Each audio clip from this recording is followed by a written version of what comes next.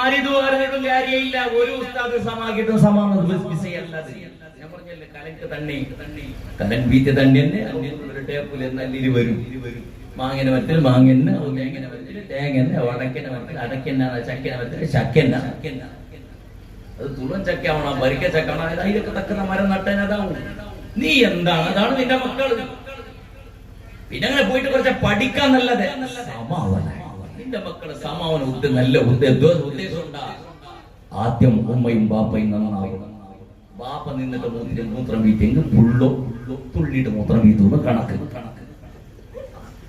ബാപ്പ നിന്നിട്ട് മൂത്രം വീട്ടിയ പുള്ള തുള്ളിട്ട് മൂത്രം വീട്ടു ഇരിക്കലത്. അങ്ങനെ ക്രമമല്ല. ഇനിയിപ്പോ അടുത്തിട്ട് സ്കൂൾക്കല്ല രജ അല്ലെ, ഇപ്പോൾ തന്നെ കാൽക്കുലേഷനിൽ ഇട്ടിട്ട് വെച്ചിട്ട് അതിന് ഞങ്ങളെ പുള്ളോ ഊട്ടിക്ക് പോണ, കൊടൈക്കൽക്ക് പോണ, മൂന്നാറിലേക്ക് പോണ, ഏത് ബീച്ചിലൊക്കെ പോയി, ഏത് സൂപ്പർ മാർക്കറ്റിലേക്ക് പോകണോ, ഏത് ഹൈപ്പർ മാർക്കറ്റിൽ ചുറ്റണ്ടി അല്ലേ. പിന്നെ നോക്കി മാനസിക രോഗം പിടിച്ച കുറെ പാർക്കല്ലോടെ വൈക്കൽ സോപ്പിനെ പെട്ടിയും പിടിച്ചോണ്ട് പോകുന്ന പെണ്ണിങ് കുളിക്കൊനി എപ്പോഴും ബാധലിട്ട് ബന്ധാക്കിട്ട് വിളിക്കുന്നില്ലേ. അവിടെ ഇങ്ങനെ പബ്ലിക്കിട്ട് എല്ലാവരും കഥ വിളിക്കുന്ന ആണുങ്ങളും പെണ്ണുങ്ങളെ സോപ്പിനെ പെട്ടിയും ചേരി എല്ലാം എടുക്കാൻ വിളിക്കുന്ന പൈസ കൊടുത്തിട്ട് കുളിച്ചിട്ട് പറഞ്ഞ കുറവ് 1,500 രൂപ ചെലവുണ്ട്.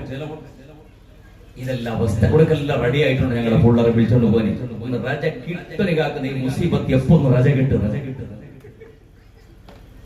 നിങ്ങളെ പിള്ളേർക്ക് കൊടുക്കുന്ന സന്ദേശം, നിങ്ങളെ മക്കൾക്ക് കൊടുക്കുന്ന മെസ്സേജ്, എന്റെ മുന്നിലിരിക്കുന്ന മുത്തഅല്ലിമീങ്ങളെ കാണുമ്പോൾ അഭിമാനം തോന്നുന്നു. ഈ ഡ്രസ് ഇടുന്ന ഒരൊറ്റ കുട്ടികളും, ഈ മുണ്ടാസി കെട്ടിയ ഒരൊറ്റ കുട്ടികളും, ഈ നിങ്ങളുടെ നാട്ടിൽ നിങ്ങൾ വളർത്തുന്ന നിങ്ങളുടെ മുത്തഅല്ലിമീങ്ങൾ ഒരൊറ്റ കുട്ടികളും ജീവിതത്തിൽ ഒരു പ്രാവശ്യം പോലും കള്ളു കുടിക്കില്ല, ഒരു പ്രാവശ്യം പോലും കഞ്ചാവിന്റെ ഗാഞ്ചയുടെ പിന്നാലെ പോവില്ല. അത് 100% ഉറപ്പാണ്. അതിന്റെ പിന്നാലെ അവർ പോവില്ല. എന്തുകൊണ്ട്? അവർ ഈമാൻ അതിന് വിട്ടുകൊടുക്കില്ല.